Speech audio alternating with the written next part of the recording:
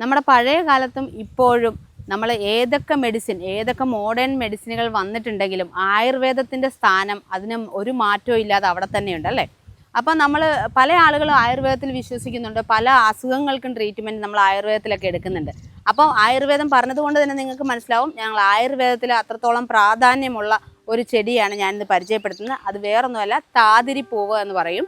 അപ്പോൾ അത് കാണാൻ തന്നെ നല്ല ഭംഗിയാണ്. അതിൻ്റെ ആ ഒരു കുറ്റിച്ചെടിയായിട്ട് വളരുന്ന ഒരു ചെടിയാണ്. ഒരു 4 മീറ്ററൊക്കെ ഉയരം വയ്ക്കുന്ന ഒരു കുറ്റിച്ചെടിയാണിത്. അപ്പോൾ അതിൻ്റെ കമ്പുകൾ ഇങ്ങനെ താഴേക്ക് തൂങ്ങിയായിരിക്കും കിടക്കുന്നത്. അതിൽ നിറയെ പൂക്കൾ, ഈ ഒരു സമയത്താണ് അതിൽ പൂക്കൾ ഉണ്ടാകുന്നത്. അതിൻ്റെ പൂക്കൾ കാണാൻ നല്ല ഭംഗിയാണ്. നല്ല ഓറഞ്ച് കളറിലാണ് പൂക്കൾ ഉണ്ടാകുന്നത്. കുഞ്ഞു കുഞ്ഞു കുഞ്ഞു പൂക്കളാണ്. ഇത് കണ്ടോ, നിറയെ ഉണ്ടായി നിൽക്കുന്നത്. അതിൻ്റെ തണ്ടുകളിലൊക്കെ നിറയെ പൂക്കൾ ഇങ്ങനെ ഉണ്ടായി നിൽക്കും. നല്ല ഭംഗിയാണ്. പക്ഷേ ഈ പൂക്കൾക്ക് എടുത്തു പറയേണ്ട ഒരു ആയുർവേദ ഗുണമുണ്ട്. നമ്മളെല്ലാവരും ഈസ്റ്റ് ഉപയോഗിക്കാറുണ്ട് അല്ലേ. അപ്പോൾ ഈസ്റ്റ് ഉപയോഗിക്കുമ്പോഴത്തേക്കും നമ്മൾ എങ്ങനെയാണ് ഫെർമെൻറ്റേഷന് വേണ്ടി നമ്മൾ അപ്പം ഉണ്ടാക്കുമ്പോഴും ബാക്കി എന്തെങ്കിലും ചില മെഡിസിനുകൾ ഉണ്ടാക്കുന്ന സമയത്തൊക്കെ നമുക്ക് ഫെർമെൻറ്റേഷൻ ആവശ്യമായിട്ട് വരും ആയുർവേദ മെഡിസിൻസിലൊക്കെ. അപ്പോൾ ആ ഒരു ഫെർമെൻറ്റേഷന് വേണ്ടിയിട്ട് നമുക്ക് നാച്ചുറലായിട്ട് ഉപയോഗിക്കാൻ പറ്റുന്ന ഒരു പൂവാണ് നമ്മുടെ താതിരിപ്പൂവ് എന്ന് പറയുന്നത്. ഈ പൂക്കൾ ശ്രദ്ധിച്ചു കഴിഞ്ഞാൽ അറിയാം, നമ്മൾ പണ്ടൊക്കെ സ്കൂളിൽ പഠിക്കുന്ന സമയത്തെ മുളക് ചെമ്പരത്തിയൊക്കെ നമ്മൾ എടുത്തിട്ട് അത് ഇച്ചിരി നീളമുണ്ട്, നല്ല റെഡ് കളറിൽ വരുന്ന ഇച്ചിരി വലിപ്പമുള്ള പൂവാണ്.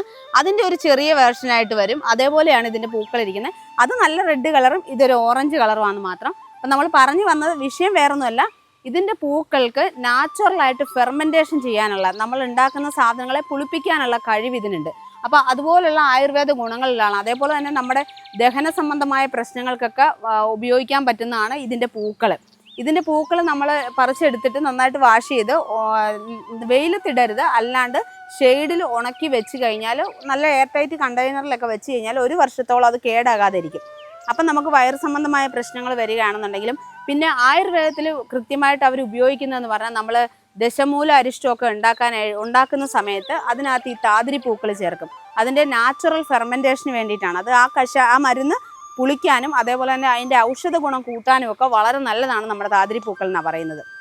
അപ്പോൾ ആയുർവേദത്തിലൊക്കെ ഇപ്പോഴും അത് ഉപയോഗിക്കുന്നുണ്ട്. പക്ഷെ നമ്മൾക്ക് ഈ പൂക്കൾ വീട്ടിലുണ്ടെങ്കിലും നമുക്കത് ഉപയോഗിക്കാം. പക്ഷെ ഉപയോഗിക്കുന്നുണ്ടെങ്കിൽ കൃത്യമായി ഒരു ആയുർവേദ വിദഗ്ധൻ്റെ നോട് ചോദിച്ച് ഇതെടുത്തതിന് ശേഷം മാത്രം ഉപയോഗിക്കുക. കാരണം ഇത് എത്ര അളവിൽ ഉപയോഗിക്കണം, ഇത് എങ്ങനെയാണ് ഉപയോഗിക്കേണ്ടതെന്നുള്ളത് അവർക്കായിരിക്കും പറയാൻ പറ്റുക. ചില അസുഖമുള്ളവർക്ക് ചിലത് ഉപയോഗിക്കാൻ പറ്റില്ലാണ്ട് വരും. അപ്പോൾ അങ്ങനെയുള്ള കാര്യങ്ങളൊക്കെ ഉള്ളത് കൊണ്ട് തന്നെ നമ്മൾ ഉപയോഗിക്കുന്ന സമയത്ത് ആയുർവേദ വിദഗ്ധൻ്റെ അവരോട് ചോദിച്ചതിന് ശേഷം മാത്രം ഉപയോഗിക്കുക. പിന്നെ ഇത് നമ്മൾ ഷുഗറുകാർക്കും നല്ലതാണെന്നൊക്കെ പറയുന്നുണ്ട്. ഷുഗറുകാർക്ക് ഇതിൻ്റെ രക്തത്തിലെ പഞ്ചസാരയുടെ അളവ് കുറയ്ക്കാനൊക്കെ ആയിട്ട് ഇതിൻ്റെ പൂക്കൾ കഷായം വെച്ച് കഴിക്കുന്നതൊക്കെ നല്ലതാണെന്ന് പറയുന്നുണ്ട്.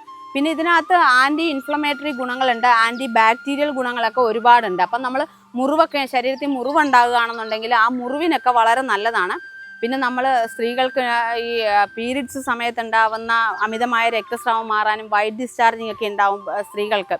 അപ്പോൾ അങ്ങനെയുള്ള അസുഖങ്ങൾക്കൊക്കെ ഈ താതിരിപ്പൂക്കൾ മരുന്നായിട്ട് ഉപയോഗിക്കാറുണ്ട്. പിന്നെ നമ്മുടെ ആധുനിക വൈദ്യശാസ്ത്രത്തിലും ഇതിനെക്കുറിച്ചുള്ള പഠനങ്ങളൊക്കെ നടക്കുന്നുണ്ട്. ഇപ്പോൾ സ്ത്രീകളുടെ പ്രത്യുൽപാദന ശേഷിയെ സംബന്ധിച്ചും അതേപോലെ തന്നെ ഗർഭാശയ സംബന്ധമായ അസുഖങ്ങൾക്കുള്ള മരുന്നുകൾക്കൊക്കെയുള്ള ഗവേഷണങ്ങൾ ഈ ഒരു ചെടിയിൽ നടക്കുന്നുണ്ട്.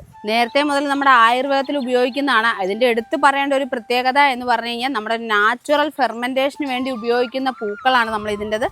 കാരണം നമ്മൾ നേരത്തെ പറഞ്ഞതുപോലെ ദശമൂല അരിഷ്ടം പോലുള്ള അരിഷ്ടങ്ങളൊക്കെ ഉണ്ടാക്കുന്ന സമയത്ത് ഫെർമെൻറ്റേഷൻ ആവശ്യമാണ് ആ മരുന്നുകൾക്ക്.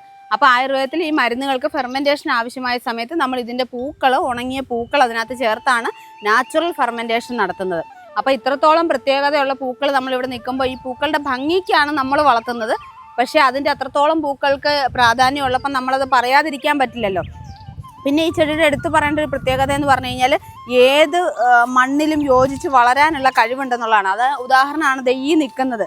ഇത് നമ്മുടെ മതിലിൻ്റെ താഴെയാണ് നിൽക്കുന്നത്. പാറ ഇടുക്കൾ വരെ ഈ ഒരു ചെടി വളരും എന്നുള്ളതാണ് ഇതിൻ്റെ പ്രത്യേകത. പിന്നെ ഒരു അധിനിവേശ സസ്യമൊന്നുമല്ല, മറ്റ് ചെടികൾക്ക് ദോഷകരമായിട്ടൊന്നും അല്ല ഇത് വളരുന്നത്.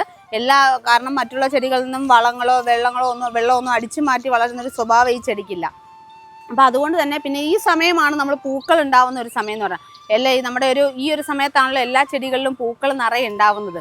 അപ്പോൾ ഈ പൂക്കൾ പോകുന്ന സമയത്ത് നമ്മൾ ഇതിൻ്റെ തണ്ടുകളെല്ലാം വെട്ടി ഒതുക്കി നിർത്തി കഴിഞ്ഞ് കഴിഞ്ഞാൽ പിന്നെ വളർന്നു വരുമ്പോഴത്തേക്ക് അതിൽ പൂക്കൾ ഉണ്ടാകുമ്പോൾ നല്ല ഭംഗിയാണ്. കാരണം ഇതൊരു കുറ്റിച്ചെടിയായിട്ട് വളരുന്ന ചെടിയാണ്. തണ്ടുകളൊക്കെ ഇങ്ങനെ താഴോട്ടാണ് ഇതിൻ്റെ വരുന്നത്.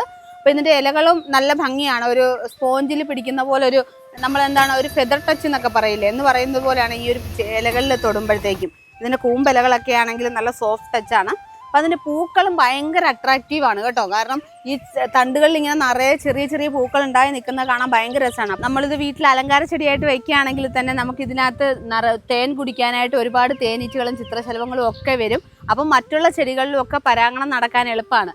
അപ്പോൾ അതുകൊണ്ട് തന്നെ നമുക്ക് ഇങ്ങനത്തെ ചെടികളൊക്കെ വീട്ടിൽ വെച്ച് പിടിപ്പിക്കേണ്ട ആവശ്യം കൂടെയാണ്. ആയുർവേദം എന്താണ് നമ്മുടെ ഇതിൻ്റെ ഭംഗി എന്നതിനപ്പുറം ആയുർവേദത്തിന് കണക്കാക്കുമ്പോഴത്തേക്ക് ഇങ്ങനെയുള്ള ചെടികൾ നമ്മുടെ വീട്ടിലുണ്ടെന്നുണ്ടെങ്കിൽ നമുക്ക് യൂസ് ചെയ്യാൻ പറ്റും. പക്ഷേ ഒരിക്കലും നമ്മൾ ഡയറക്റ്റായിട്ട് ഒരു കാര്യവും യൂസ് ചെയ്യരുത്. അപ്പം നമ്മളിതിൻ്റെ ഉപയോഗങ്ങൾ പറഞ്ഞു എന്ന് മാത്രം. നമ്മൾ ആയുർവേദ വിദഗ്ധനോട് ചോദിച്ചതിന് ശേഷം മാത്രം എന്ത് മെഡിസിൻ ആയാലും നമ്മൾ യൂസ് ചെയ്യുക. ഡയറക്റ്റായിട്ടൊന്നും നമ്മൾ യൂസ് ചെയ്യരുത്. അപ്പോൾ എന്തായാലും നമ്മൾ ഈ ഒരു വീഡിയോ ഇവിടെ വൈൻഡപ്പ് ചെയ്യാണ്. അടുത്തൊരു വീഡിയോയിൽ നമുക്ക് വീണ്ടും കാണാം.